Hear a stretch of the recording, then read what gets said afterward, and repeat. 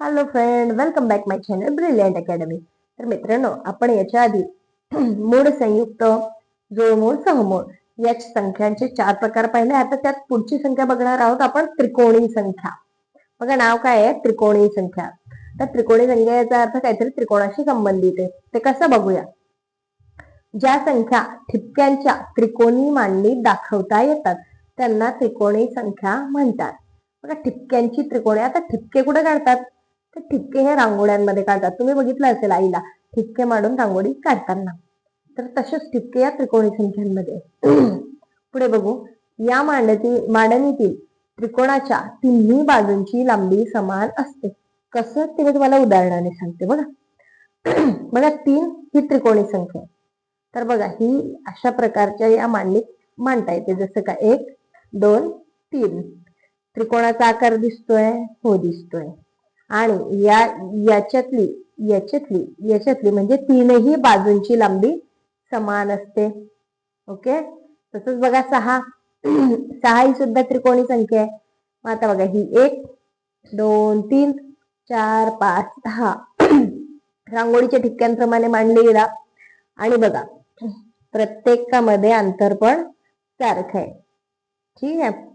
आणि त्रिकोण बनतोय. तर अशा असतात ह्या त्रिकोणी संख्या. पण मग आता या त्रिकोणी संख्या काढायच्या कशा? कोणती संख्या त्रिकोणी हे कसं ओळखायचं? तर हे सुद्धा मी तुम्हाला आज शिकवणार आहे. त्रिकोणी संख्या काढणे. आता त्रिकोणी संख्या काढायला हे सूत्र आहे. बघा, सूत्र काय? लगतच्या 2 संख्यांचा गुणाकार भागेला 2. मग लगतच्या 2 संख्या घेऊन बरोबर 3 आणि 4. बघा, लगतच्या संख्या 3 गुणेला 4 भागेला 2. मग 3 गुणेला 4 किती झाले? 12 भागेला 2 म्हणजे छेदात 2. ओके. आता तुम्ही भागाकार पद्धतीने हे सोडवलं तरी चालतं, किंवा डायरेक्टली भाग दिला तरी चालतं. जसं का बेका बे आणि बेसक 12. ओके. मग उत्तर काय मिळालं आपल्याला? 6. म्हणजे याचा अर्थ 6 ही त्रिकोणी संख्या आहे. आता बघा, मी तुम्हाला आणखी एक उदाहरण आपण सोडवून बघूया. आता लगतच्या 2 संख्या आपण कोणत्याही घ्यायचा.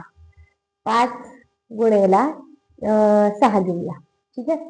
आणि भाग्याला किती? तर 2. आता 6 पंचे किती मिळाला उत्तर आपल्याला? 30. आणि भाग्याला 2. आता तुम्ही हे भागाकार पद्धतीत जरी सोडवलं अशा तरी चालणार आहे. ओके. किंवा अशा पद्धतीत जर तुम्हाला येत असेल तर अशा पद्धतीतही चालणार आहे. बरं, आता या पद्धतीत सोडवून बघू. आता बेका बे वजाबाकी केली, 3तून 2 गेला 1, खाली आले 0. बे पंचे 10 पूर्ण भाग गेला. ओके. 0 0. आणि भागाकार काय मिळाला आपल्याला? 15. आता असंही केलं तरी योग्य आहे, आणि जर डायरेक्टली 2ने भाग दिला तरी चालतं. म्हणजे आपल्याला ती संख्या काय मिळाली? 15. म्हणजे 15 ही सुद्धा त्रिकोणी संख्या आहे.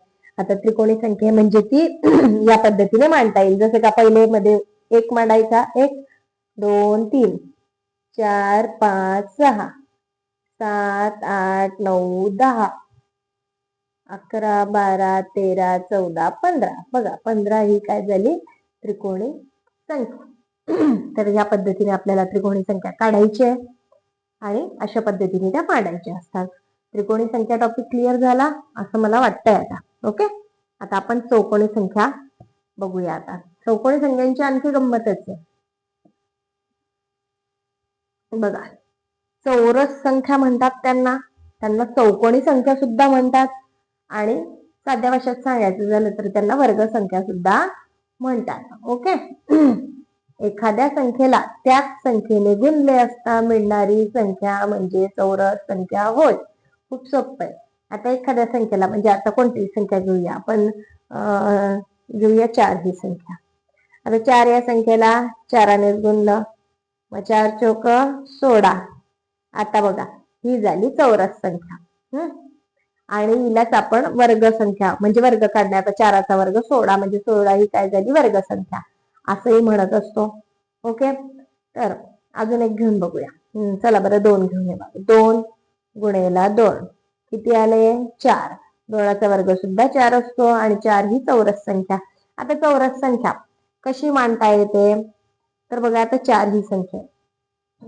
1 2 3 4.